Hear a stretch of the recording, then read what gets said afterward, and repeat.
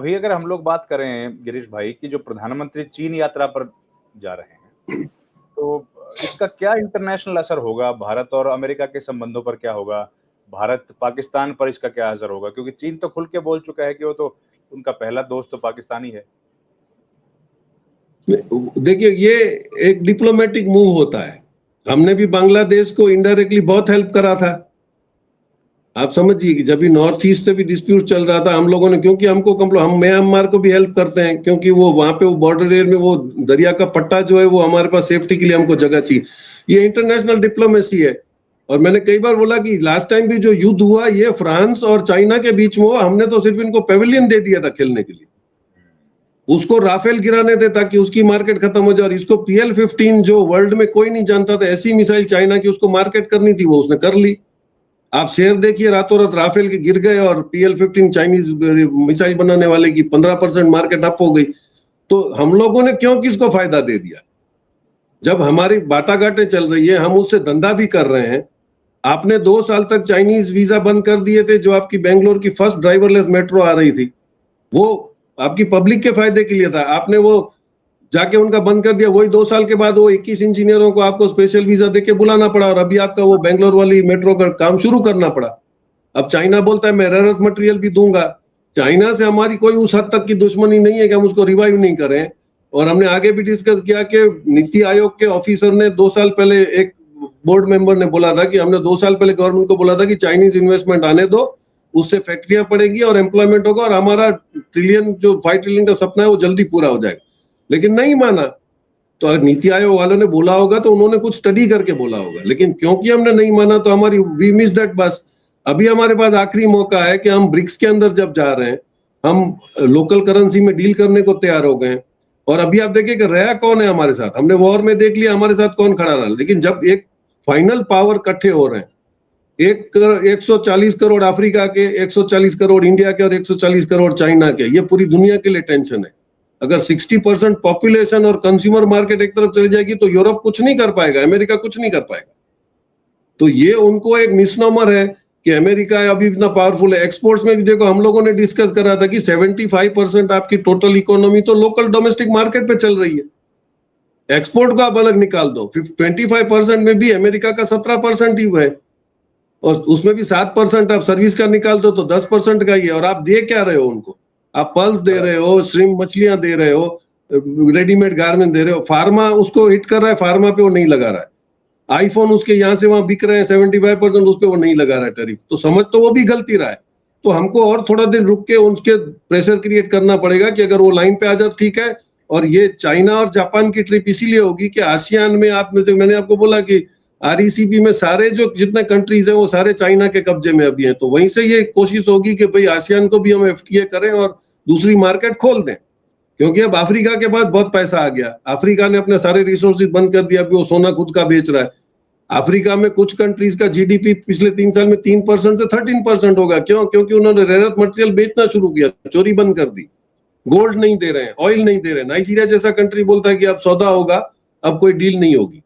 तो ये जब अफ्रीका की मार्केट पावरफुल हो रही है, वो एक बड़ा मार्केट खड़ा हो रहा है। वियतनाम के पास पैसा आ गया क्योंकि चाइनीज से सारी अमेरिकन कंपनी निकल के वहां चली गई, वियतनाम, कंबोडिया, थाईलैंड। तो एशिया में पैसा आ रहा है, उसको प्लग कैसे करना है, और उसके लिए हमको चाइना की जरूरत पड़ेगी। अब कितना होशियारी से इसको मोदी जी उसको एनकैश कर पाते हैं, that depends on his policy. जी। तो आपको ये लगता है कि चाइना के साथ भारत की जो डील होगी वो इस लेवल की होगी कि उससे हमारे यहाँ रोजगार कुछ बढ़ जाएंगे या इन्वेस्टमेंट बढ़ जाएगा? क्योंकि आपने एक बहुत इंपॉर्टेंट बात कही है कि जापान में जाके आपने स्वागत तो करवा लिया, लेकिन वहां से लेके के आए ये खबरें कभी आती नहीं है। पहले तो आ जाया करती थी, क्योंकि पहले के प्रधानमंत्री जब जाते थे तो मीडिया को साथ लेके जाते थे, ऑन बोर्ड प्रेस कॉन्फ्रेंस करते थे। वो सब तो खत्म हो गया, बंद हो गया है।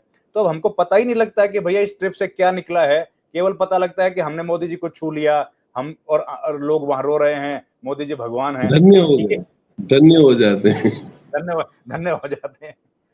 नहीं, वही मैंने बताया, जो जीनियन अभी तक 5 साल में हमारे पास इन्वेस्टमेंट्स आए हैं, अमेरिका का आया है $67 बिलियन, और सेकंड कंट्री जापान जिसका $43 बिलियन का इन्वेस्टमेंट आया, और वो सारे के सारे इलेक्ट्रॉनिक्स में और अच्छी सेक्टर्स में आए हैं। तो हमको उसी का प्लग करना पड़ेगा। क्योंकि आप सोलर में भी आप कैपेसिटी, अभी देखिए 2 दिन पहले मैसेज आया कि रिलायंस अडानी के पास में खावड़ा के में उसी कैपेसिटी का सोलर पार्क वो और भी डाल रहा है। ग्रीन हाइड्रोजन के स्टोरेज में जहाँ पे कांडला पोर्ट के आसपास था वहां पे भी रिलायंस आ रहा है। तो कैपेसिटी बिल्डिंग हम लोग कर रहे हैं, उसके साथ हम लोग कैसे आगे बढ़ेंगे, क्योंकि इनडायरेक्टली अभी वो एजीएम में मुकेश अंबानी खुद बोल रहे थे कि भाई सबसे बड़ा ज्यादा टैक्स मैं देता हूँ हिंदुस्तान को, सबसे बड़ा एम्प्लॉयर मैं हूँ, तो इसका डिविडेंड का एडवांटेज जो आप लोगे। लेकिन अभी आप देखिए तो कुछ गवर्नमेंट टेंडर्स के अंदर काफी कोई कंपनियां, अभी साणंद में एक कंपनी साउथ की आ रही है, मुगप्पा ऐसा कुछ फाइनेंस, जो सेमीकंडक्टर्स का बहुत बड़ा प्लांट डाल रही। तो आपको जो आपने गलती करी थी कि आपने सबको हटा के 2 ही लोगों को कमाने दिया, उसमें से अभी आपको रिवर्स जाना पड़ेगा। अडानी और अंबानी देश नहीं चलाएंगे, दूसरी कंपनियां हैं। और बदनसीबी देश की देखिए कि आज कोर्ट में एक स्टेटमेंट खड़ा है कि धारावी में जब टेंडर भरे गए तो उधर की जो सिलेक्टिंग टीम थी उसने एलएनटी को ऐसे बोल दिया, you are technically not capable.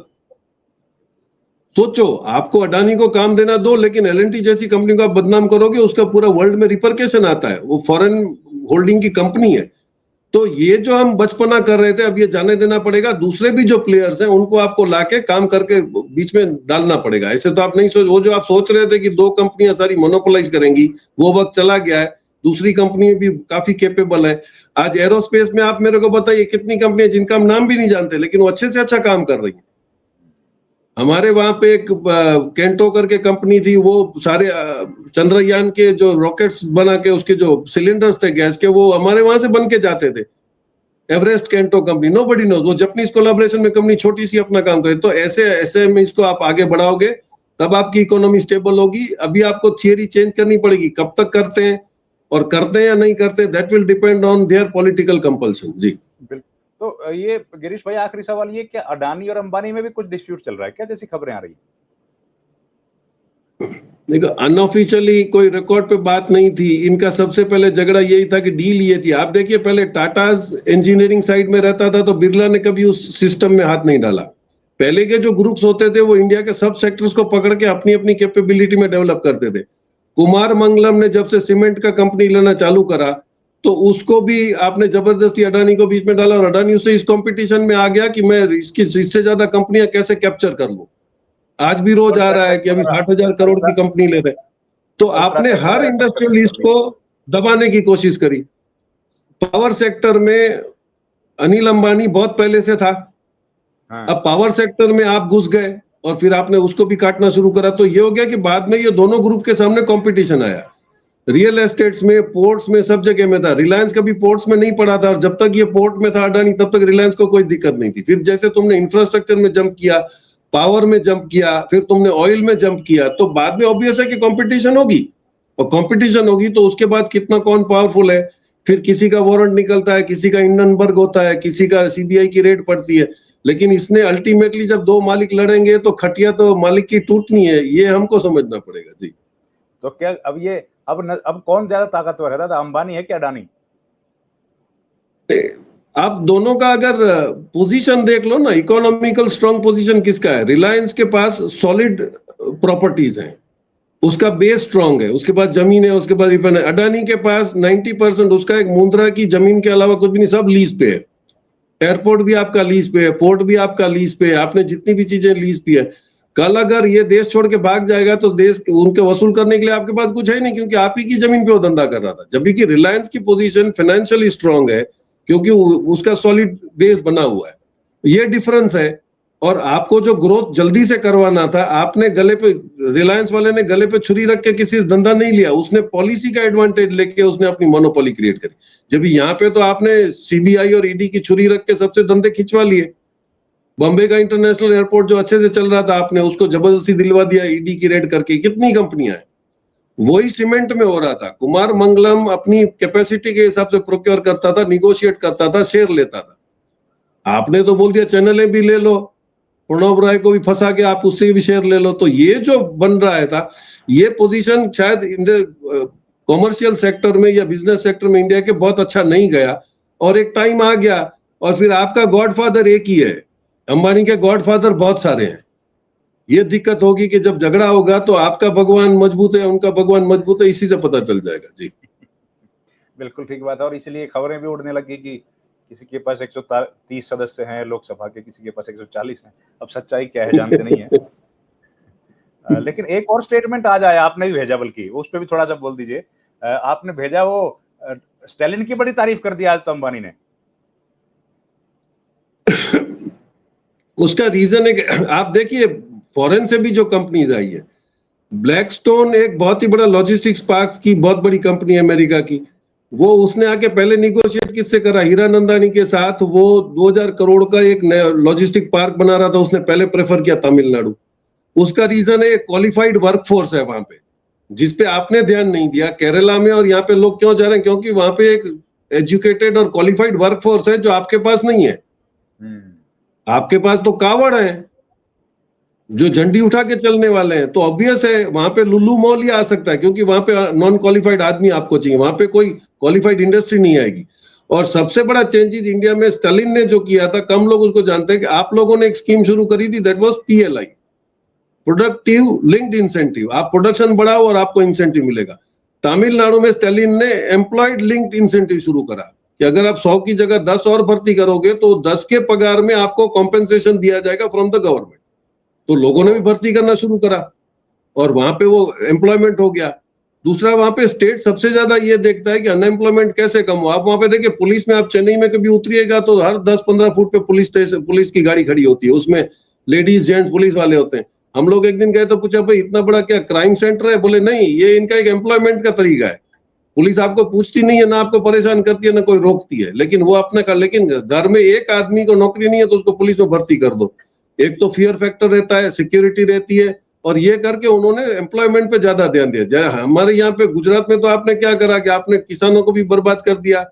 आपने पुलिस में 6000 के कॉन्ट्रैक्ट के लड़के भर्ती कर दिए, जो ट्रैफिक में पीएसआई अंदर छाव में बैठा रहता है, वो बेचारे पूरे दिन 8 घंटा गर्मी में परेशान होते हैं। तो ये जो कॉन्ट्रैक्ट का एम्प्लॉयमेंट था और रिजर्वेशन में से निकलने का, ये भी एक गुजरात मॉडल था कि आपने कॉन्ट्रैक्ट पे दे दिया, वहां पे रिजर्वेशन नहीं लगता है, तो उसको जो चाचा मामा के लड़के लाके काम लगवाने, वो लगा जाएगा और पैसा भी कमाएगा। तो ये जो मॉडल था, that is a big failure again. तो आपको सबसे पहले एम्प्लॉयमेंट पे ध्यान देने के लिए ये करना पड़ेगा कि मल्टीनेशनल्स को छोटी छोटी एमएसएमई के आइटम्स में से आपको बैन करना पड़ेगा, तब जाके इंडस्ट्रीज ग्रो करेंगी। जी, इंडस्ट्रीज को ग्रो करना इस वक्त बड़ा जरूरी है और इसलिए शायद प्रधानमंत्री गए हैं चाइना। लेकिन उसका कितना असर होगा, अगर मीडिया वहां साथ जाता तो पता लगता। अब तो गोदी मीडिया गया होगा। गोदी मीडिया जाने से। खैर, आपने समय दिया गिरीश भाई, बहुत धन्यवाद। आप हमेशा नई नई इन्फॉर्मेशन लेके आते हैं और हमारे दर्शकों को एनलाइटन करते हैं। थैंक यू वेरी मच, बहुत बहुत धन्यवाद sir. Thank you so much sir. Thank you.